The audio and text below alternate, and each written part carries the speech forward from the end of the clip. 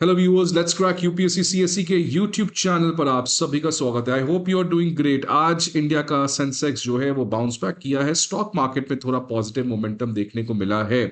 अब ये मोमेंटम कब तक रहेगा ये तो समय बताएगा, लेकिन एक काफी सरप्राइजिंग खबर आ रही है कि चाइना जो है वो भी अब इस मीडिएशन टॉक को ऑफिशियली ज्वाइन किया है। कई समय से चाइना जो है वो इस पूरे चीज में एक साइडलाइन की तरह रोल प्ले कर रहा था, डायरेक्टली इन्वॉल्व नहीं था। लेकिन अब फाइनली चाइना जो है वो पाकिस्तान के साथ मिलकर एक 5 पॉइंट पीस प्लान को अनाउंस किया है, जो एक तरीके से सीज फायर को शायद इंश्योर कर सकता है। बट एनीवेज ये तो समय बताएगा। But China has now finally joined this Pakistan led mediation talk. Obviously इससे पाकिस्तान के लिए काफी पॉजिटिव मोमेंटम है, because China has strong leverage with respect to Iran, because Iran से वो सबसे ज्यादा ऑयल परचेस करता है। और साथ ही साथ अमेरिका के साथ भी चाइना का एक स्ट्रॉन्ग लेवरेज है। तो क्या चाइना के सपोर्ट से पाकिस्तान की इस मीडिएशन में एक बड़ा पॉजिटिव मोमेंटम देखने को मिलेगा, ये तो आने वाले समय बताएगा। लेकिन आज मैं एक बहुत ही इंटरेस्टिंग जियो पॉलिटिकल एनालिसिस करने वाला हूं कि ऑल्दो मिस्टर जयशंकर ने पाकिस्तान को दलाल कहकर इस पूरे मीडिएशन के क्रिटिसिज्म को कैंसिल कर दिया, काउंटर कर दिए। बट क्या इंडिया रियली आज कहीं ना कहीं कुछ लैक कर रहा है? ये एक बहुत बड़ा सवाल है। और मैं ये क्यों कहना चाह रहा हूं, बिकॉज देखिए चाइना सब कुछ कर रहा है, ट्रम्प सब कुछ माफ कर रहे हैं। इनफैक्ट ट्रम्प ने अनाउंस किया है कि वो अब चाइना जाने वाले हैं शी जिनपिंग से मिलने। In fact prime minister Modi was the fourth leader to go to America, to go to the White House and congratulate president Trump जब वो सेकेंड टर्म में आए थे। But Trump has completely ignored India, right? तो आज जिस तरीके से चाइना की आज वर्ल्ड स्टैच्यूर बढ़ी है, obviously China has worked hard for that. But क्या इंडिया जो है uh, उसमें क्या लैक कर रहा है? इंडिया इंडिया आज क्या चीज में स्ट्रगल कर रहा है कि नाउ इंडिया जिस तरीके से एक इंपॉर्टेंट रिलेशनशिप अमेरिका के साथ हमारा रहा है, आज America is doing everything for China but it is completely sidelining India. क्या ये एक तरीके का ग्रेटर एनालिसिस या पिक्चर ये बताता है whether America has lost hope for India और whether American has accepted a new living partner which is China? तो आज इस पूरे सेशन में हम लोग तमाम तरीके के जियो पॉलिटिकल चीजों को इन डेप्थ एनालाइज करेंगे। बट पहले ये 5 पॉइंट प्रपोजल जो चाइना और पाकिस्तान के द्वारा लॉन्च किया गया है, इसके बारे में थोड़ा बात कर लेते हैं। इस समय पाकिस्तान के फाइनेंस मिनिस्टर, फॉरेन मिनिस्टर और डेप्यूटी प्राइम मिनिस्टर इशक धर जो हैं वो बीजिंग गए हुए हैं। वहां पे चाइना के फॉरेन मिनिस्टर वांगी से इन्होंने मुलाकात किया।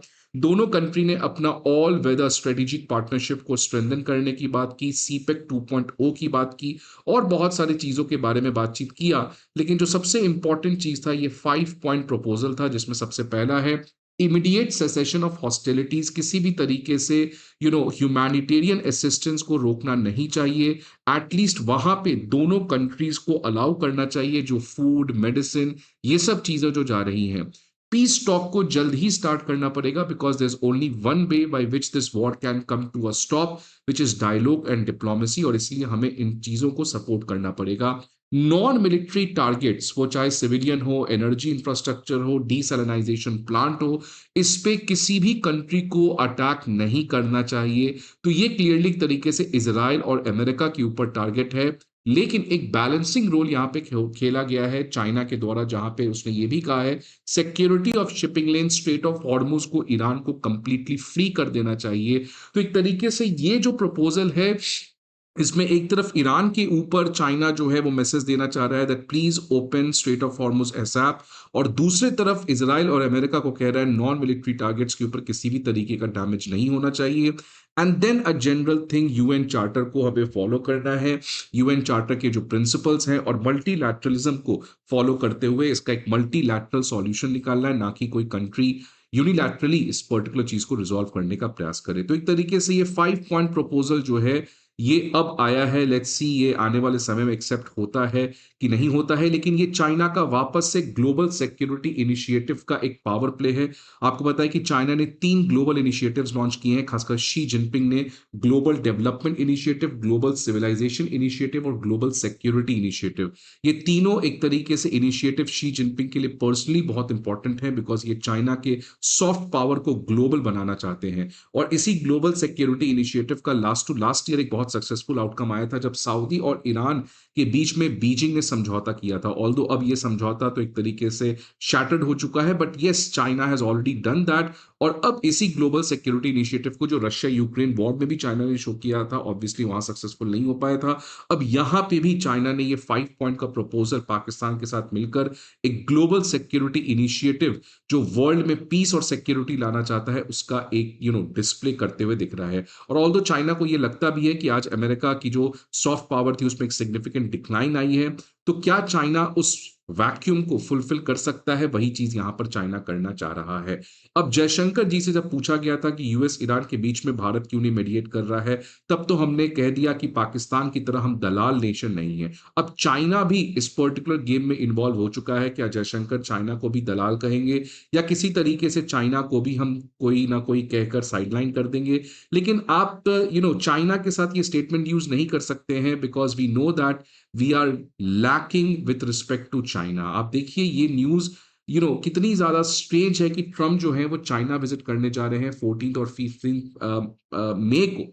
ट्रम्प की लॉन्ग अवेटेड ट्रिप को फाइनली अब ऑफिशियल क्लैरिटी मिल चुकी है। White House press secretary Karoline Leavitt ने कहा, US president and the first lady Melania will also host president Xi in wife Peng Leone.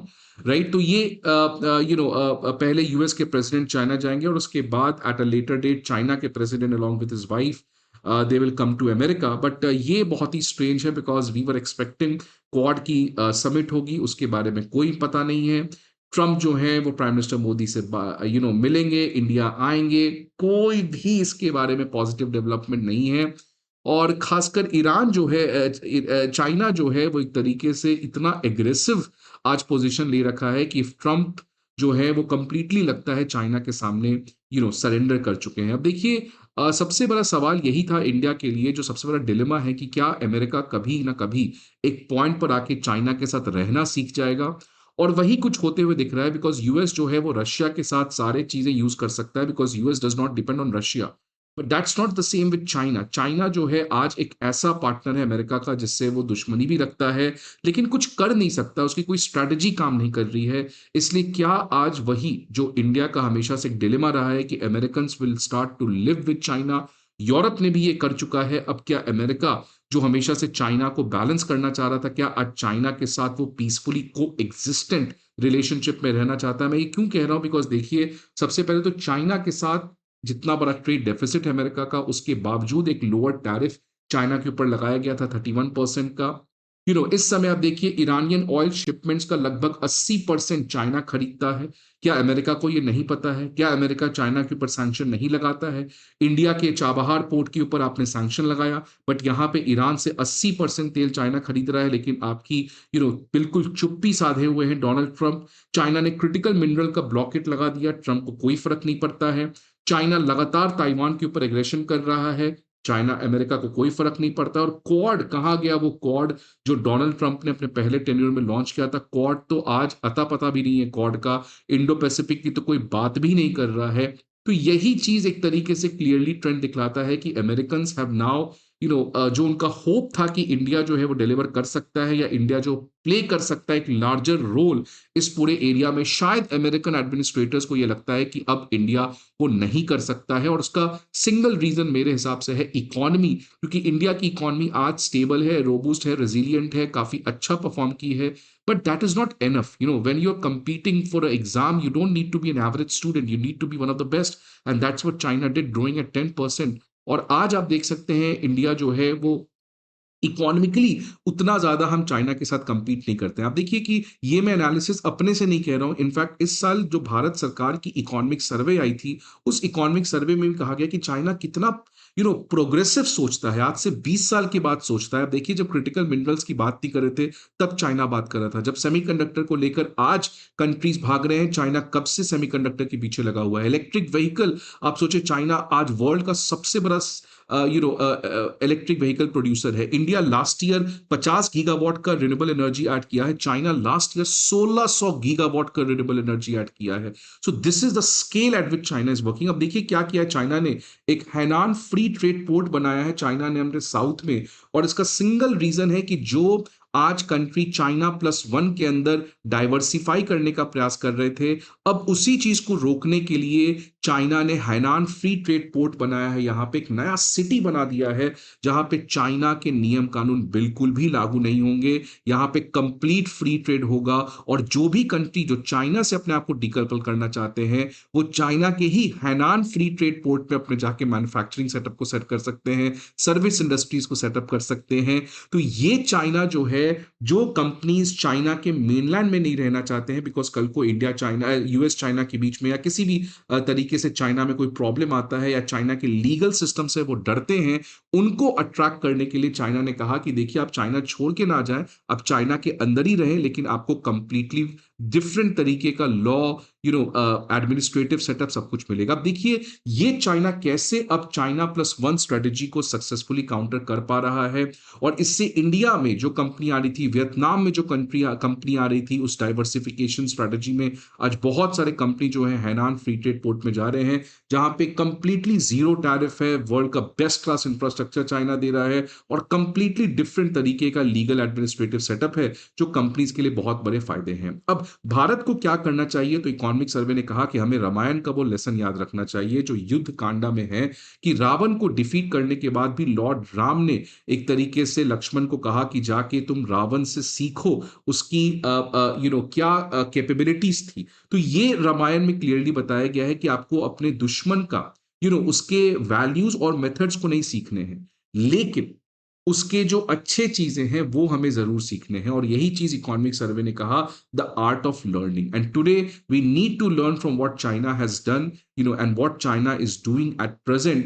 That ठीक है, हम पाकिस्तान को दलाल कह सकते हैं, पाकिस्तान दलाल होगा, no problem, no question, Pakistan दलाल था, है, रहेगा, वो तो चलिए ठीक है। लेकिन चाइना के साथ क्यों नहीं हम प्रैक्टिकली उसके जो सही चीजें हैं उसको हम सीख के अडॉप्ट कर सके।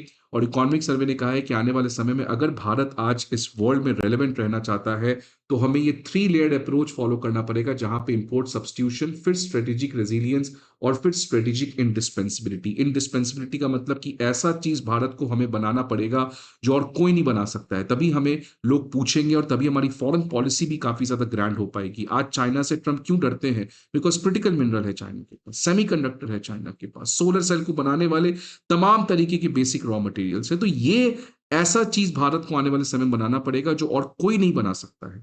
यही होता है इंडिस्पेंसिबिलिटी, जिसकी वजह से आप भारत को भूल ही नहीं सकते हो। आज अमेरिका को लगता है कि यार इंडिया क्या ही दे रहा है, इंडिया नहीं देगा किसी और से ले लेंगे, राइट? तो ये स्ट्रेटेजिक इंडिस्पेंसिबिलिटी की तरफ हमें बढ़ना पड़ेगा, और एग्रेसिव। आज हमें ये इस नॉर्थ वर्सेस साउथ के debate, 3 language formula, caste reservation, ये सब चीजों में इतना ज्यादा हम डिस्ट्रैक्टेड हैं कि हमारा जो कोर ऑब्जेक्टिव है वो हम फॉलो नहीं कर पा रहे हैं। और इसलिए आज वर्ल्ड जितना कॉम्पिटिटिव है, अनप्रिडिक्टेबल है, क्योटिक है, आज इंडिया को रियली स्ट्रक्चरल रिफॉर्म्स लाने पड़ेंगे। वो चाहे ब्यूरोक्रेसी में लाना पड़ेगा, लैटरल एंट्री, वो चाहे हमारे इकोनॉमी में ईज ऑफ डूइंग बिजनेस में लाना पड़ेगा, सोशल जस्टिस, इंक्लूसिविटी के लिए लाना पड़ेगा। हर तरीके से इंडिया को एक स्ट्रक्चरल रिफॉर्म आने वाले समय में लाना है, तभी इंडिया जो है वो रेलेवेंट रह सकता है। Because foreign policy is all about how strong your economy is. अगर आपकी इकोनॉमी स्ट्रांग नहीं है तो at the end foreign policy की साफ तौर पर लिमिटेशंस देखने को मिलेगी आने वाले टाइम में। आपके क्या व्यूज हैं, please let me know the comment box. I hope आपको ये वीडियो अच्छा लगे। See you again some other video, till then goodbye and take care.